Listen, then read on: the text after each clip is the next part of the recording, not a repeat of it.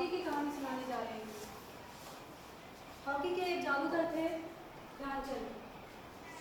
ये भारत के ऐसे महान खिलाड़ी थे जिनके नाम पर प्रधानमंत्री श्री नरेंद्र मोदी ने खेल के क्षेत्र में दिए जाने वाले सर्वोच्च पुरस्कार का नाम बदलकर मेजर ध्यानचंद खेल रत्न पुरस्कार रख दिया। बच्चों, मेजर ध्यानचंद का जन्म 29 अगस्त 1905 में उत्तर प्रदेश के इलाहाबाद जिले में हुआ था, जिसे हम आज प्रयागराज कहते हैं। 29 अगस्त को ही हमारे देश में खेल दिवस के रूप में मनाया जाता है। 16 साल की छोटी उम्र के थे मेजर ध्यानचंद, तभी वो सेना में भर्ती हो गए और वहीं उन्हें हॉकी खेलने का अवसर मिला। सुनो कहानी मैं सुनाऊं, खेल का जादूगर दिखाऊं, ये है जादूगर हॉकी वाला, इसका तो खेल है निराला। मेजर ध्यानचंद जब सेना में भर्ती हो गए तो उन्हें हॉकी खेलने का अवसर मिला। उनको हॉकी खेलने में इतनी रुचि थी कि वो दिन में तो ड्यूटी करते थे और रात में चंद्रमा की रोशनी में प्रैक्टिस किया करते थे। खेलते खेलते वो हॉकी में इतने होशियार हो गए कि अगर बॉल एक बार उनकी हॉकी के पास आ जाती थी तो हटती नहीं थी, उसके आसपास ही घूमती रहती थी। कई बार लोगों को शक होता था कहीं इसमें उनकी हॉकी में कोई गोंद तो नहीं लगा है या कोई चुंबक तो नहीं लगा रखी है।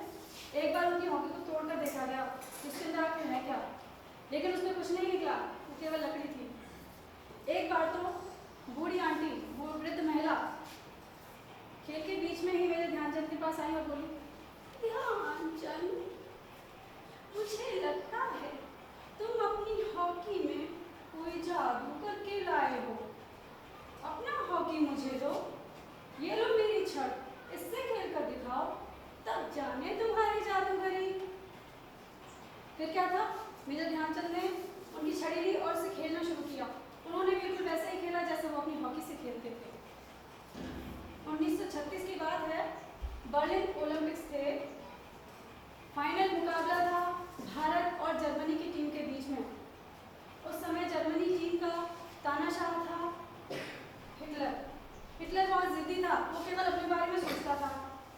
उसे पता चल गया मेजर ध्यानचंद जब तक भारतीय टीम के कप्तान हैं तब तक हम जीत नहीं सकते। उसने क्या किया बच्चों, उसने खेल के मैदान में पानी भरवा दिया, जिससे क्या होगा, सस्ते जूते पहने भारतीय खिलाड़ी दौड़ नहीं पाएंगे, हार जाएंगे, गोल नहीं बना पाएंगे। लेकिन ध्यानचंद के रहते हुए ऐसा नहीं हुआ। ध्यानचंद ने क्या किया, अपने जूते उतार दिए और खेलना शुरू किया। फिर उन्होंने वो गोल पर गोल दागे, वो गोल पर गोल दागे, भारत के साथ साथ पूरे देश के साथ साथ पूरे संसार को और यहाँ तक कि हिटलर को भी अपने हॉकी के खेल का कायल बना दिया, दीवाना बना दिया। 1956 में मेजर ध्यानचंद को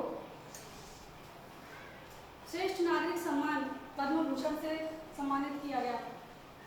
ऑस्ट्रिया देश की राजधानी में मेजर ध्यानचंद की 4 हाथों में 4 हॉकी लिए मूर्ति बनाई गई है, जिससे पता चलता है कि वो कितने जबरदस्त खिलाड़ी थे। एक बार जब उनसे पूछा गया कि आपकी हॉकी में कौन सा जादू है, कैसा जादू करते हो, तो उन्होंने क्या कहा, मेरा जादू मेरी हॉकी में नहीं, मेरे दिमाग में और मेरे हाथों में है।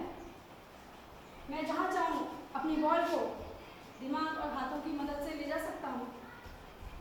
उन्होंने ये भी कहा, यदि आप लोग चाहें, यदि बच्चे चाहें, तो अपने खेलों में सफल होने के लिए मेहनत और लगन से निरंतर अभ्यास करना होगा।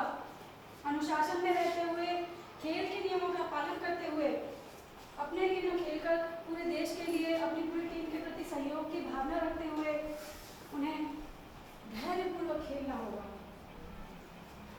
वास्तव में मेजर ध्यानचंद ने अपने खेल को अपनी पहचान बना लिया था। अंत में मैं अपनी लिखी हुई 2 लाइनें कहना चाहती हूँ बच्चों।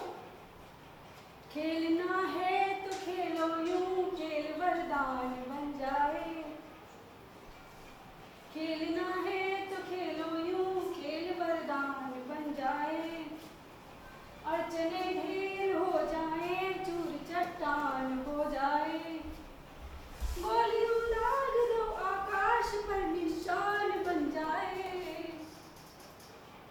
खेल तेरी और तू देश की पहचान बन जाए।